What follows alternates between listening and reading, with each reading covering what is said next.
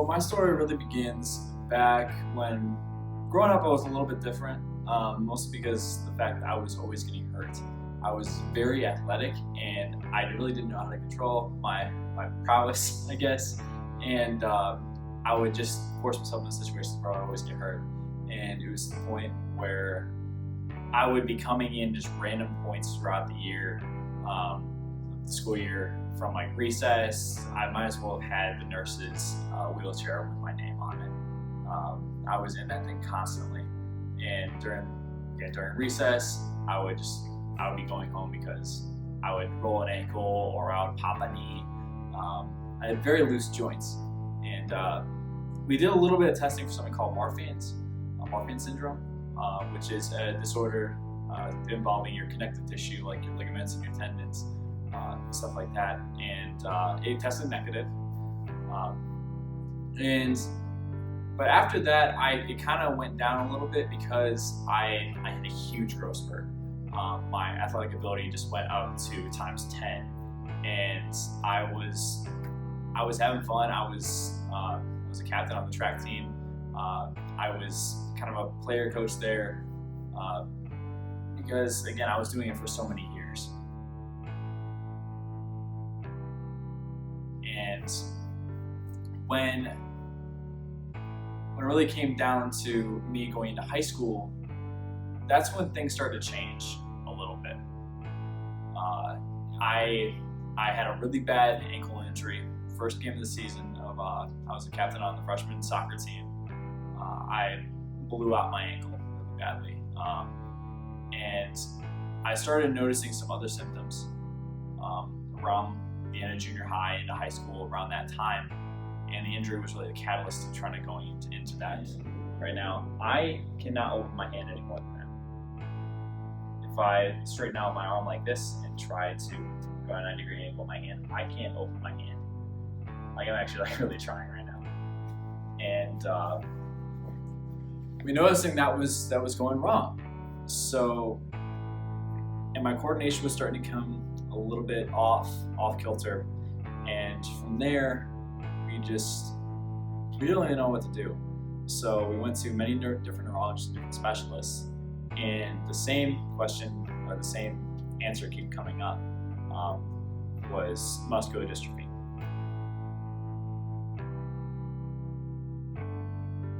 It can degenerate muscles. It can cause different nerve firings. So making your coordination and your control of certain muscles off.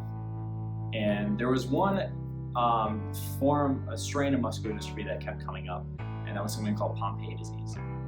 And Pompe disease is an incredibly rare form of muscular dystrophy that affects about 10,000 people in the world. And the fact that scared me, the fact that it was only a select few out of 7 billion people in the world that it affected. And it was also a little bit of a hope for me because it's the only form of muscular dystrophy in the world that has a treatment, not a cure, but a treatment. And there's been many points throughout this journey where I've sat here and kind of hoped that it was this answer so I could finally have an answer. And during the whole journey of actually trying to figure out what this was, I fell into a deep depression.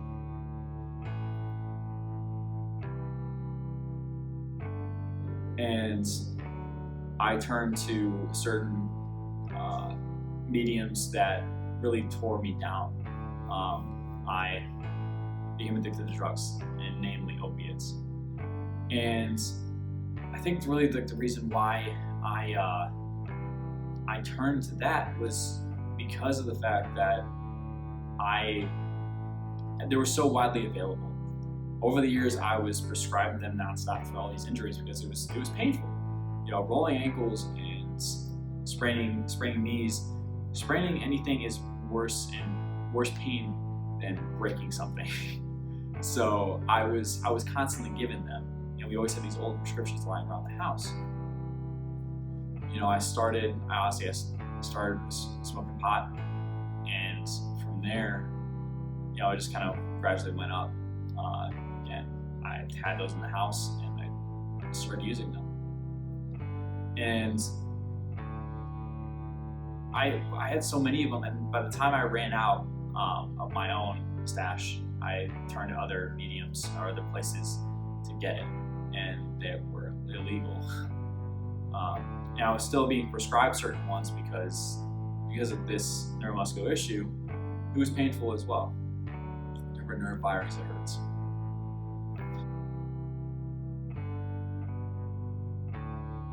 And so from there, there was a point where we actually did get a false positive of Pompe disease. At that point, we had tested for about probably 40 different strands of muscular dystrophy. All of them came back negative, and then we had the false positive for Pompe disease. And I finally had an answer, but also at the same time it scared the hell out of me. And by the time that we went to a specialist for it, they said, "You don't have it." "What are you talking about?" We have the testing results. It said it was positive." Well, the thing is, you only have one of the genes that you need to have Pompe disease. Pompe disease, you currently need to have 2 separate genes that make up a positive test or a positive identification of muscular dystrophy. I only have 1. So I was kind of despairing at that point. It's at the point where you're told that you're not able to do something anymore. Like before that, if you haven't already figured out, sports was really my identity. I grew up playing everything from baseball to track and field. The main ones were soccer, track, and swimming. And the fact that I was told I couldn't do those anymore, I had already lost an identity there. For the fact that I had to get away from something I loved, and I had nothing at that point. I didn't know where else to turn. And after that false positive, I thought I don't want to exist anymore. I wanted everything gone. I want all the pain to go away. I remember very vividly, I tried to commit by overdose. I remember writing my note, leaving it on my desk, and I remember going to the bathroom, and I brought in my own stash of pills that I had, just random things, some other painkillers, and from there, I just went in my medicine cabinet and started just grabbing random stuff, anything I could find in there. And I was desperate. And by the time that I had finished gathering everything and scarfed them down, I had taken down about a fistful and a half of just random pills. And I remember after that point, it was just like, all right, it's here. I went to bed and fell asleep. And that was the first time in about 2 years that I actually felt at peace. Then I remember waking up about 2 days later in my own bed in a puddle of my own sweat. I did that on a Friday. It was Sunday. And when I woke up, I just felt, why can't I do this right? I just felt emptiness and pain. The fact that I didn't go. And from there, after I was done with crying, I said, why am I feeling pain right now? Why aren't I doing something about this? And after that, I really felt like it was time for me to get help, because I couldn't live like that.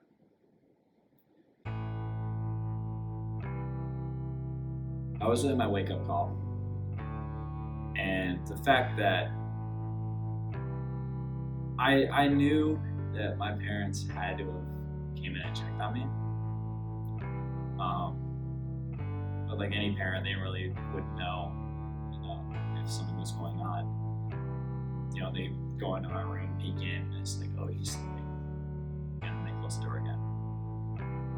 So really at that point, I told them I needed help. I was not okay. There's other people around me feeling the same way. That really spoke to me for the fact that I'm not alone. There are other people going through what I am. And there's always somebody to talk to. There's always help.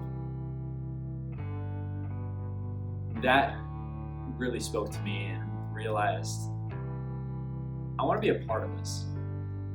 I want to be something more. And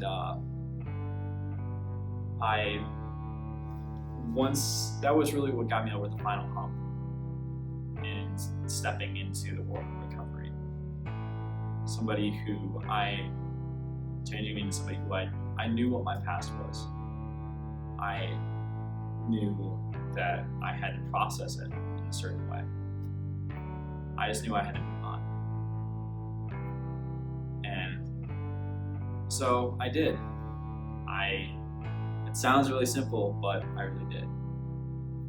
I made something of my life at that point that I was very happy about. And I've made something of my life now that I am very happy about.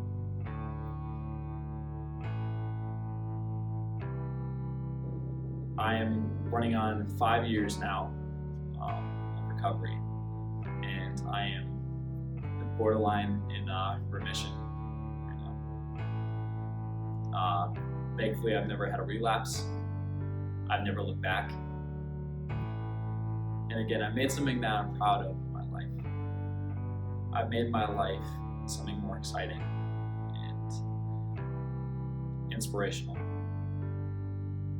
This may be my path. This may have been my path to recovery. This may have been my path to remission. But it's really not a path for everybody. Mine is a little more unique in the sense that I did it on my own. And the fact that I process certain things on my own better.